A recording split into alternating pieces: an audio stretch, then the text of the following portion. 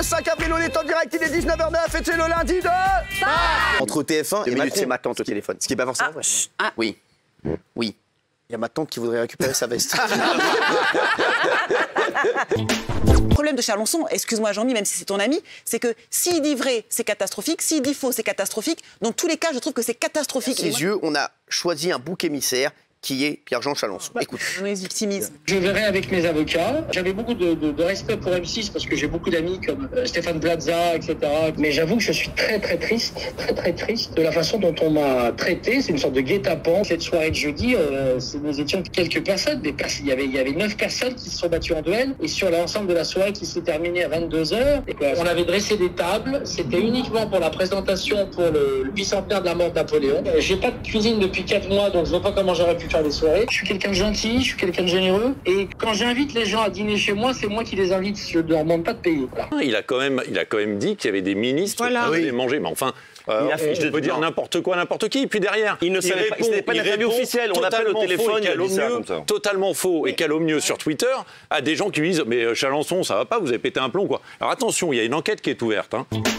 Alors déjà, comment ils vont Bernard et Dominique? Ça va bien mieux physiquement, ça va moins bien, enfin ça va toujours pas terrible moralement, mais bon, c'est dur, c'est dur. Il y a une solidarité magnifique de certaines personnes, et à ce moment-là, tu te dis, mais il y a d'autres gens qui vivent ça, et qui n'ont pas cette chance, entre guillemets, d'être dans la lumière. Ouais, tous les deux dans la maison. Tous les deux, et ils se font réveiller avec la highlight dans les yeux, coup de batte. Direct. Direct, ouais. Et ils avaient cette espèce d'obsession qui hante apparemment beaucoup de monde, c'est de savoir où était le coffre-fort, quoi. Et ma belle-mère, ils lui ont attaché les mains et il la traînait dans la maison par les cheveux en lui hurlant de montrer où était le coffre, qui a malheureusement pas de coffre. Pas. Ouais. Et à chaque fois qu'elle répondait non, elle en prenait une. Bernard Tapie, sont 4, dont 3 Africains et 1 de type nord-africain. Le même Bernard Tapie qui accusait Jean-Marie Le Pen de mensonges sur le lien entre insécurité et invasion migratoire. Il est aujourd'hui rattrapé par la réalité. Bon rétablissement. Ça, Jean... C'est indigne. Il ne peut pas s'empêcher de tweeter ça. J'ai juste une l'agression. réponse à lui faire. C'est qu'ils se souviennent de qui a sauvé les gens dans l'hypercachère sur les attentats de Charlie Hebdo. Bien sûr. Voilà. C'était un immigré nord-africain. C'est vrai. Donc, on a reçu d'ailleurs ici. Qui a été naturalisé d'ailleurs. Qui a été naturalisé par son geste. Donc, Messia, reste chez toi, ferme ta gueule. Et toi, en plus, il y a un truc aussi avec toi, on n'arrive pas. Il y a un moment où tout le monde essaie de savoir avec qui t'es pas, si t'es amoureuse, si t'es pas amoureuse. Non, j'ai pas de mec. T'as pas de mec? Bah non. Mais Michou, il y a. Non, il y a rien avec Michou, c'est mon pote. Vraiment? Oui, vraiment. Friendzone de ouf. On en joue, mais je vous jure que s'il y aurait un truc, je l'aurais déclaré, mais il n'y a rien. Ah ouais, vraiment rien du tout. Ah, vraiment rien, c'est vraiment mon pote. On peut dire aujourd'hui que tu es célibataire? Oui, je suis célibat. Et pourtant, ça tournait sur les réseaux. Ouais, non, mais attends, on a parlé aussi de Just Triad, aussi, j'embrasse mon frérot, voilà. Non, on l'a vu avec tout le monde, mais elle est célibataire, lâchez-la. Elle est dans la musique. Parce qu'elle est dans l'air du temps, donc tout le monde forcément lui prêtait une aventure avec les uns et les autres. Bah oui, mais vous avez été dans l'air du temps, vous n'avez jamais prêté d'aventure. Il voulait juste retourner chez ses parents, donc en 2017, au mois de mars. Mais en fait, il a été arrêté juste parce qu'il était musulman. Bien sûr. Voilà, quand il est arrivé chez ses parents, donc ils ont arrêté. Il y a les policiers qui sont venus en nombre. Ils ont arrêté. Il subit des brimades, des humiliations.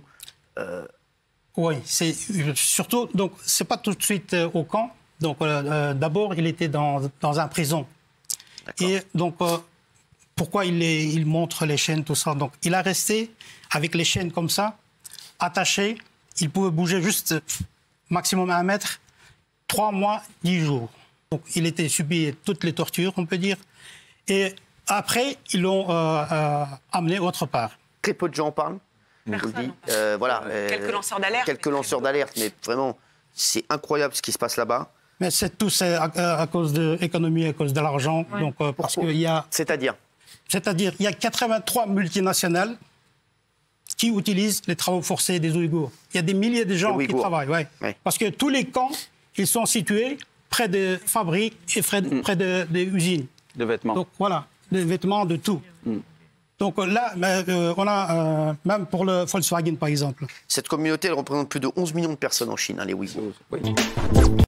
Alors, vous avez vu ça en bas? Ouais. Oui, Pierre-Jean. Excuse-moi, il y a des gens...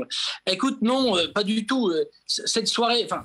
Il y avait 9 personnes. Il y avait 9 personnes ou il y en avait 40. Il faut dire la vérité maintenant. Attends, je t'entends plus. Là. Il y en avait 9 ou il y en avait 40 des personnes? Je t'entends pas. Non, il n'y en avait pas 40, ça c'est clair et net. Et au maximum, écoute, il y a dû avoir une quinzaine ou une vingtaine de personnes au maximum. Eh bien non, je suis désolé, il n'y avait pas de membres du gouvernement chez moi. C'est me donner une grande importance. Je le répète, je le dis, il n'y avait pas de membres du gouvernement lors de cette présentation. Je ne fais pas de soirée. Ça fait 15 mois, Cyril, que je suis sans malheureusement pouvoir organiser de soirée ou quoi que ce soit au Palais Vivienne. C'est d'ailleurs pour ça que j'avais organisé jeudi dernier cette présentation à 17h30. Pierre-Jean, est-ce que c'était payant? Parce qu'on a vu 220 €. C'était payant ou pas? Rien. Excuse-moi, je t'entends pas. Est-ce que c'était payant?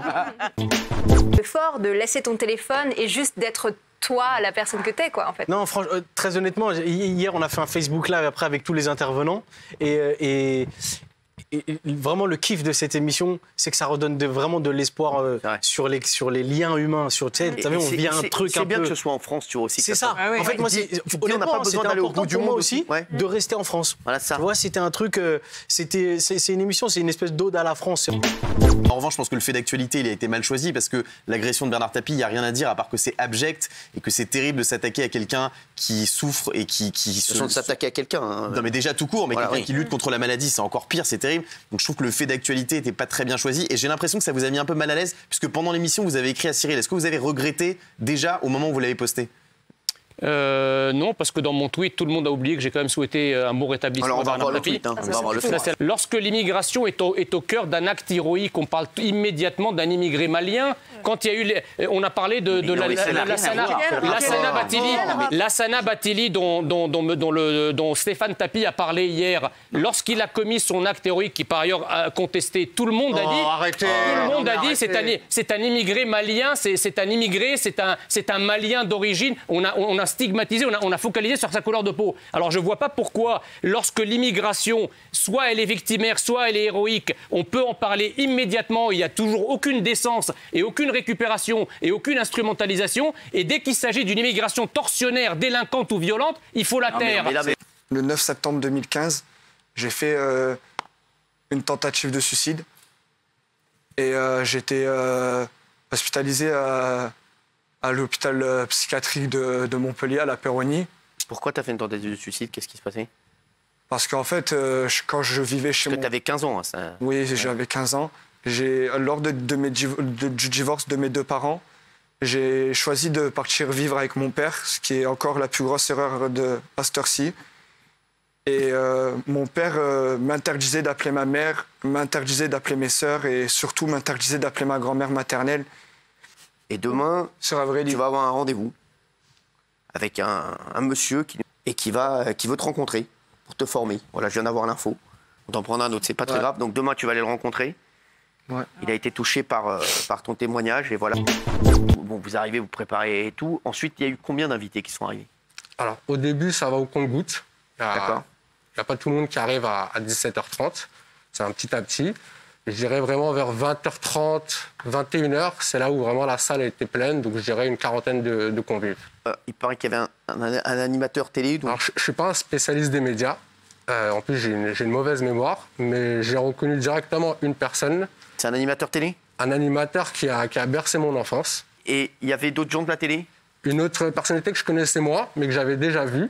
Quoi, un chroniqueur, C'est un chroniqueur. Télé. Ensuite, quand je me suis informé, j'ai su que c'était un chroniqueur et qui travaille encore en ce moment. Ils disent qu'il y avait un ministre dans cette soirée. Alors, effectivement, il y avait un homme politique. D'accord. Après, c'est ça, c'était un homme politique. Surtout en politique, moi, je suis naze. Donc, vous ne savez pas si c'est un ministre ou pas? Non. Mais on vous a dit, qu'est-ce qu'on vous a dit? En fait, entre serveurs, on se briefe un petit peu. Ouais. Et on nous a dit, attention à cette table-là, c'est un homme politique, donc faites attention à la manière de servir, à la manière de parler. Comment s'est passé l'entretien, Sibène? Écoute, assez émouvant. Mes équipes sont pliées en quatre pour essayer de trouver une solution, parce qu'on a fait ça évidemment à bâton rompu. Entre hier soir et ce matin, il s'est passé plein de trucs pour nous. Que ce matin, on l'a pris en entretien avec le service RH.